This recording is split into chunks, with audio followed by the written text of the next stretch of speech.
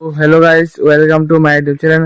শশা গাছের বীজ লাগানো হয়েছে আজকালে 4 দিন হলো। প্রায় 4 দিনের ভেতর বীজ থেকে শশা গাছ উঠে গেছে। তারপর একটা প্রবলেম দেখা দিচ্ছে, তো গাছটিকে নষ্ট করে দিচ্ছে। তো দেখতে পাচ্ছ এভাবে গাছটিকে ভেঙে দিচ্ছে পাখি, ঠুকুর দিয়ে ভেঙে দিচ্ছে গাছটিকে পাখি।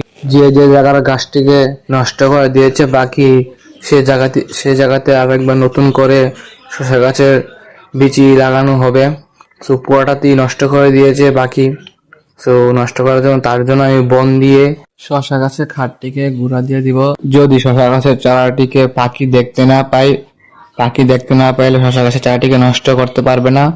তার জন্য আমি গুঁড়া দিয়ে দেবো, এরকম ভাবে গুঁড়া দিয়ে দেবো। পুরোটা ক্ষেতের মধ্যে এরকম ভাবে গুঁড়া দেওয়া হবে। প্রায় পুরোটা খেতে এরকম ভাবে গুঁড়া দেওয়া হয়ে গেছে।